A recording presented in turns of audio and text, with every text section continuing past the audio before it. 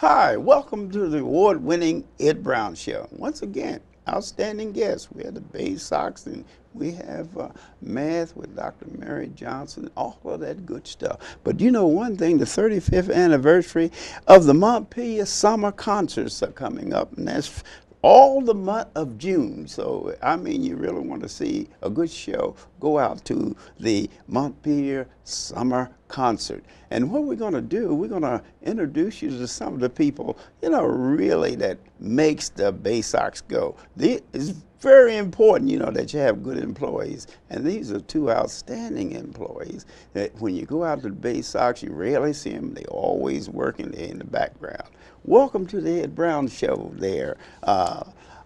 Adrian and Robinson and Darlene Minjoli. I got it right. Hey, give me credit for that. Okay, Minjoli. Darlene, tell me now, you director of personnel, you know, just tell me a little bit about that. You know, what happens, you know, especially when the youngsters, it's a foul ball and it goes in the stand on both the left field and right field of kids, and they tear out there. And then the usher, one of your people, stops and say, "Oh, wait." And then, hey, that's what the youngsters come out there for. The heck with the game. We need a souvenir to prove that we've been at the game. Now, tell us, how long have you been working as director of personnel there? Well, I've been with the Bay Sox for 18 years. Enjoy every minute of it. As far as those foul balls go, when the foul balls go in the grass on either side, first and third, the usher is supposed to go get it because we have many, many kids running down there and they're running into each other and it's really not safe. So it has nothing to do with you saving the grass? Well, a little bit. A little bit with saving the grass, but mostly for safety. So the usher will go get the ball and they'll give a ball to one of the kids. And then it's a big roar then. You know, the fans stop and watch, you know. Oh, yes. When the ushers, ushers don't get rid of that to one of those kids, boy, then they hear the boos. Yeah, but they do. They always give the ball away. They've been instructed when they go get it, make sure they give it to the smallest kid, I notice most of the time. Yeah, a lot of the times. You know what I mean? The one that doesn't have a chance to get it. That's right, that's right. That happens many times. Right, yes. That happens. Tell us about your journey there with the Bay Sox. 18 years. How did you get involved with that? Well, when I retired from the federal government in 1995, I came to some Bay Sox games and I said, this is like a great place to work. So the next year I was hired in '96, and actually I was an usher for 4 years. And then I was asked to take this position, and I've had it since 2000 and totally enjoy it. We hire new people every year. We rehire staff that do a good job. And I outfit everybody with their uniforms. I supervise and schedule most of the employees, do their pay. And do everything to keep things rolling. Right. Behind the scenes, we want our staff to be friendly and make the fans experience something that they'll remember and come back. Tell us about your most exciting experience now. You've been 18 years. I know you've seen some of everything. Yes, of course we have a lot of major leaguers come down on rehab. That's always fun, and that always brings more people to the ballpark. And then we have some other events. We just had the Wounded Warrior and NFL players this past weekend. That was a wonderful event, a charity softball, and that was very, very good. Great. Oh, okay. Darlene, now you sit back and I hear this voice thundering through, you know, and you're announcing, and sometimes you have replacements, you know, 5-year-old replacement. Yes. Well, how do you choose when people look up, you know, when you first do it, you know, you say, well, here's so-and-so batting for so-and-so, and then you have a replacement that comes in and a squeaky voice. Say, so-and-so coming up number 4. How do you work that? I mean, the kids are great to work with. They come in for their birthday parties. Oh, they come in for the birthday party. So it's and they're allowed to come to the press box. Yeah, so they get to tour the press box. They get to work with the main camera guy, and then they get to do a song with the music guy. And then they talk with me, and I practice the name a couple times with them, but you never know what's going to happen when that mic comes out. They either get nervous or they squeak real loud, and you don't know what's coming, but the kids have a great time doing it. But it gets the attention of Yes, it does. Where did that come from? And right away, the fans look to the press box. Yeah. Let me see who's doing this now. That doesn't sound like No, it's not. My voice Darlene. changed. You know, see, that doesn't sound like Darlene. Tell us, how long you been in broadcasting there, announcing? I've been in broadcasting about 16 years now. 16 years. And at the Bay Sox, 10 years. 10 years. Oh, wow. And where were you before those other 6 years? I did weather on the radio, and actually did traffic on the radio also in Pennsylvania, and in California I was a DJ on air music. Oh, great. And I also worked for the Knoxville Smokies, which was AA for Toronto, and that was about 17 years ago. I did a couple years with them, AA. So I've been announcing for a long time. A long time. Long Okay, give us an example of, how you get into it. You know, batter up, Ed Brown. Okay. He strikes out. That's ball one. Just how do you do it? You have assistants up there. You have a couple guys giving you information and that type of thing. I have a couple guys. The gentleman in the scoreboard, George, is always very helpful and keeps me abreast of what's happening in the game. And we also have an official scorer, just, a couple things, if, pitching change or we have a pinch runner, just things come. Most of I know what the game's about, and I enjoy watching the game, so I have a good grip on what's happening. Well, what about when there's a question of whether it was a base hit or whether it was error? We wait for the official scorer to make the announcement on that. And the announcement goes for all the radio announcers and myself. We wait for him to give the official call. Once he gives the official call, then it's official into the game. Then it's official. Then yes. Tell me about your most exciting experience on the radio there and announcing. There's been so many. Tell us about one.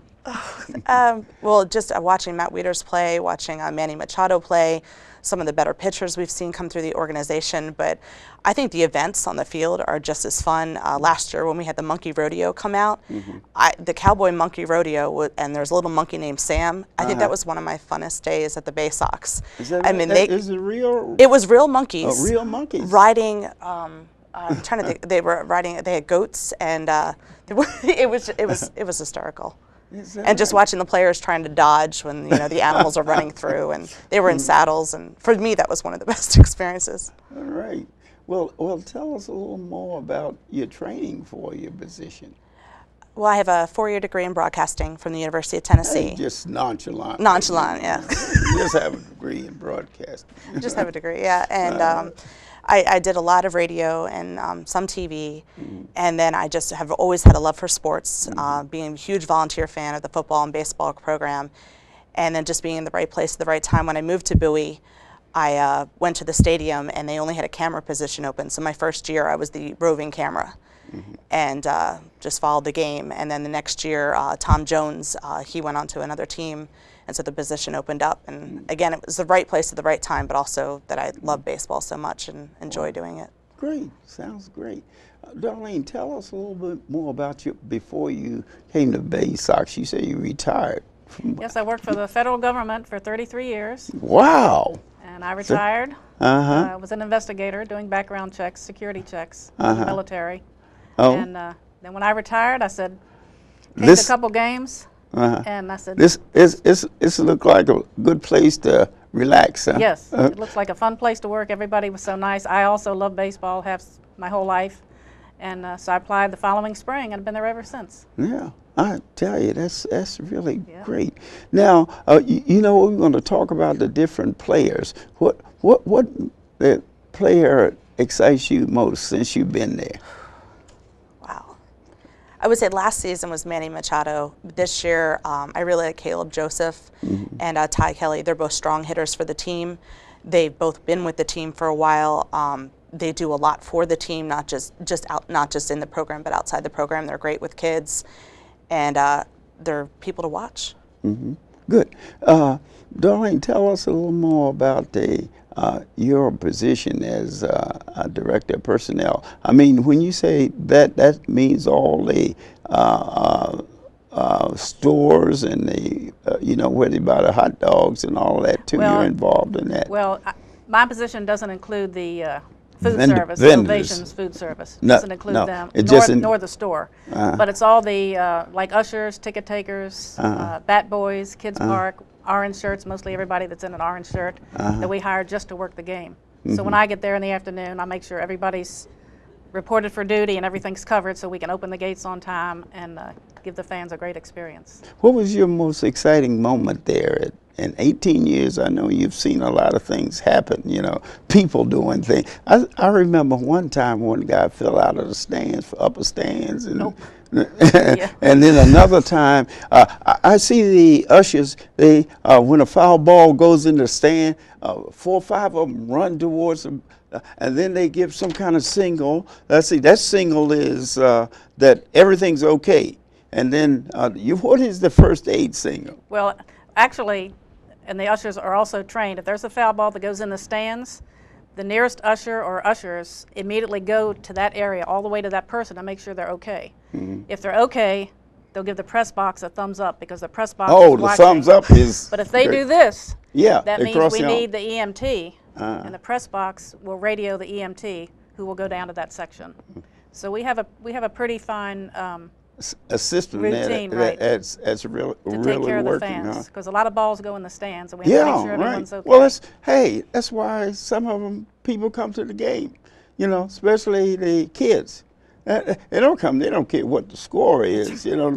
As long as I get a foul ball, and I've seen some terrific things that happen too, with people, fans reaching for balls and then falling 2 or 3 rows down. Yeah. Well, I want to thank you all for being here. And Bay Sox is a terrific organization. They really work in the community, and we're proud of them. So what we're going to do is that we're going to send you some people out there, and that education program that you have out there, reading is fantastic. Okay, this has been Ed Brown. We're coming up with the second half, and we're going to talk to Dr. Mary Johnson. See you in a second.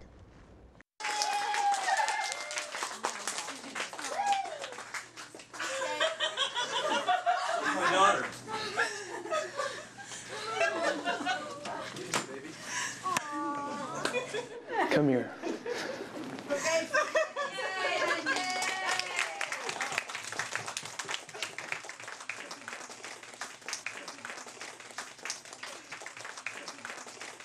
I love you, Dad.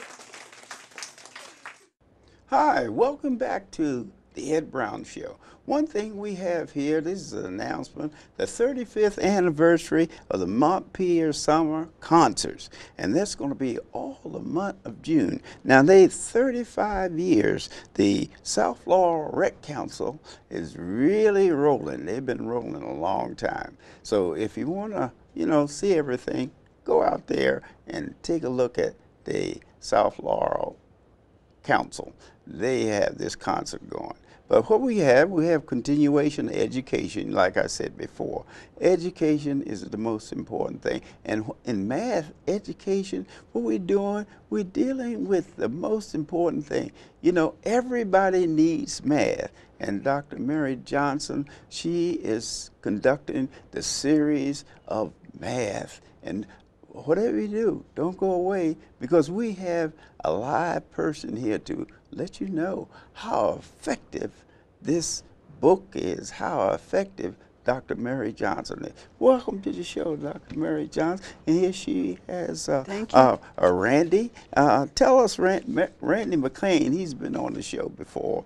You know, he's been with the Metro Warriors. They do a terrific job. But Mary's going to tell us about her working with Randy's son and how effective it has been. Tell us, Mary. Now, what kind of problem did Randy's, he had all kinds of problems, like all of us. No, he really didn't. But he was taking a new type course. He was taking geometry, which is a different kind of course from your algebra and your arithmetic and other courses, that general math and all that. So it was very different. So that was kind of an issue, but we had lots of wonderful sessions all year, and he always left the sessions feeling rejuvenated in math and happy, and always such a little gentleman, thanking me for your hard work with me to help me to understand. I got it, understand it, thank you so much. But I'm very pleased to be back and talk about math. And Mr. McCain found out about our program, and he got very interested and introduced our program to other people too that were part of his program, which was very helpful. And so we've had a very good relationship for the entire school year. So Rand is finishing up geometry strong. This you know, this year's work, and he's a good student. Randy, very tell good us student. how did you find out about magnificent Dr. Johnson here in math? Well, not sure how we met, but you know, the thing about it, when it's a purpose to meet someone, you're going to meet them. And I think when you have a desire, God puts people in your place at the time when you most need it. And she came at a time where my son was struggling with maybe more of how it was being taught, and Dr. Johnson has a unique way to reach a lot Say of that real loud. Unique. Yes, it's not your traditional way, because I find that, you know, because of her experience and her passion, she's learned ways to reach out where the traditional method normally drops off because of, you know, time constraints in school. I mean, it's not always able to reach your kids. So I would definitely, I've recommended several people, and my youth organization has taken advantage of it, because math is the key to, I mean, everything's a 0 or 1. Right. So, because your organization is fantastic too, Metro Warriors. We've had that on before. But the uniqueness, this is the thing that I'm trying to make people understand with Dr. Mary Johnson's method here. It's very unique. I was very impressed with it, and I've gone up there calculus and, you know, and my major in chemistry and everything. But her approach, tell us a little bit about, you had it broken down. Yes. Tell us a little bit about it. I'm going to talk a little bit about problem solving, solving word problems. And it's under the part of the formula, multiply your efforts. You know, we started out a few weeks ago with add confidence. How do you add confidence? By little successes after another. Your confidence grows. The students tell me all the time, one more little, oh, I got it, I understand it. So every time that happens, they're confident, they're adding confidence. And as they add confidence, what's happening? The fear is subtracted. So we started out with add confidence, subtract fear, and multiply your efforts is where we left off last time. Yes. And multiplying your efforts, that's where a lot of students just That's stop when they right fail. there. They stop, they fail, they just give up. And especially solving word problems in which they need logical reasoning. Now you're talking about math, but you're also emphasizing English. Yes, I have to. And sometimes my students say, well, this is supposed to be a math class, but you are talking about English a lot. Yeah. You know, and especially in geometry, I would say, you know, well, this is a complex sentence. And they would say, well, I said, do you know what a complex sentence is? And they said, well, I'm not sure. We had something about it. I said, well, you have an independent clause and a dependent clause. So if two sides of a triangle are congruent, then the triangle is isosceles. Is a complex sentence. And what is your independent clause and what is your dependent clause? And we talk about that, and I have to do that. Even diagramming sentences, which is out of vogue now. Nobody diagrams sentences much, but it's very helpful. Diagramming sentences is very helpful to help students translate a statement in geometry into an if-then statement where they can now find the hypothesis in the if clause and the conclusion in the then clause. So I'm constantly trying to help students to reason, to learn how to reason. Teaching reasoning is very difficult. Yes. And many teachers give up on it. Right.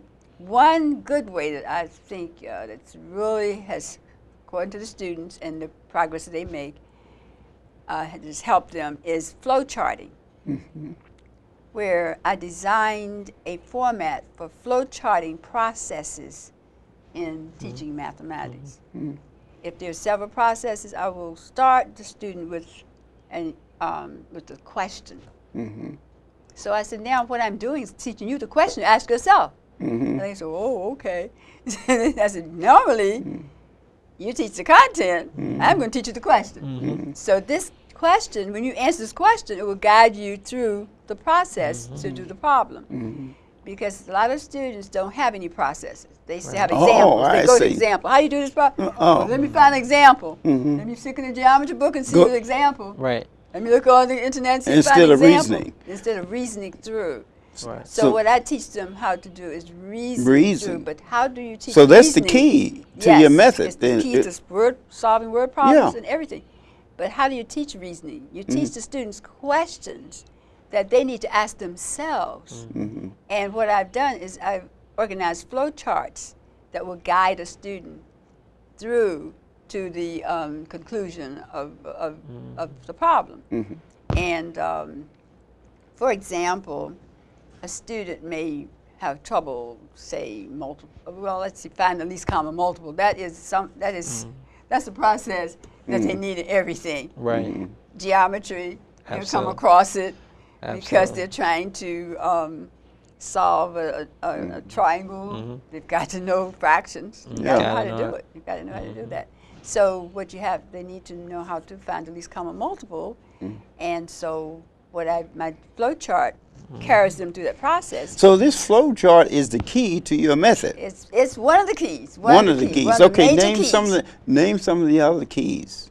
For problem solving, one very important key is read every word in the problem. Don't how skip do you ensure over. that? I said, this one way to ensure the students don't like to be disciplined to do certain things, but I insist that if you really want to learn this, then you need to follow some procedures, and that's called you learning a discipline. You learn the discipline of mathematics when you go through those steps.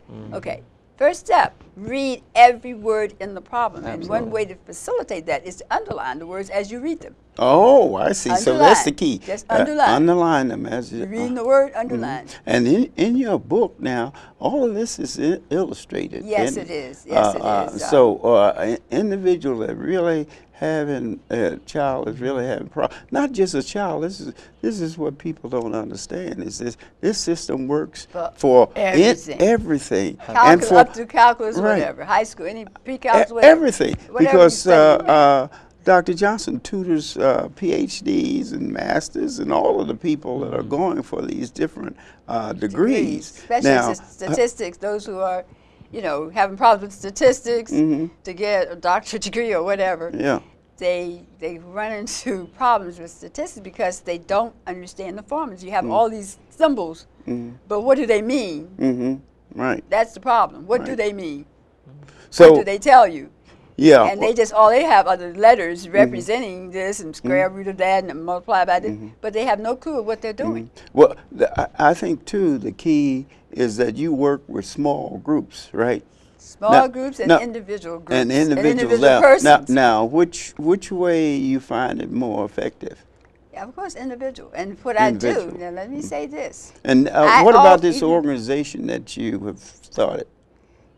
The math. My Success Learning Math Center. Right. In the center, we work individually with the students most of the time. Sometimes we have small groups. And where is this?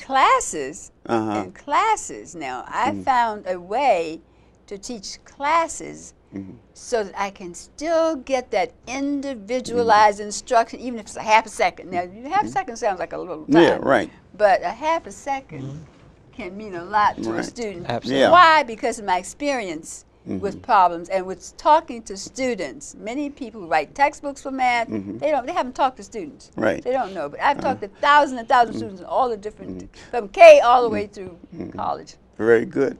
So what's happening here? This method. The reason we're taking time on the Ed Brown Show is because everybody needs math. It doesn't make any difference, adults or kids. And this is an opportunity. What's the name of that book that you? A Formula for Success in Learning Math. A Formula for Success is Learning Math.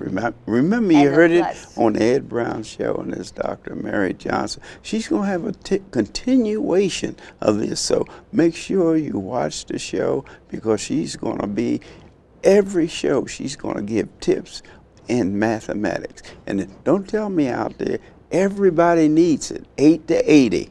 So, you know, we have examples of people don't have it, you know, with the housing problem, with your pay, you had to figure out this, you had to pay bills, all of this deals with math. I want to thank Randy and Dr. Mary Johnson for being on the show again. And Randy he has a personal contact, and this, we just brought him on. He's working with the Metro Warrior, so he knows how much this is needed in science. Okay, this has been Ed Brown, and don't forget the 35th anniversary of the Montpelier Summer Concert. 35 years, can you believe it? Laurel, Maryland, in the month of June. Okay, see you next time.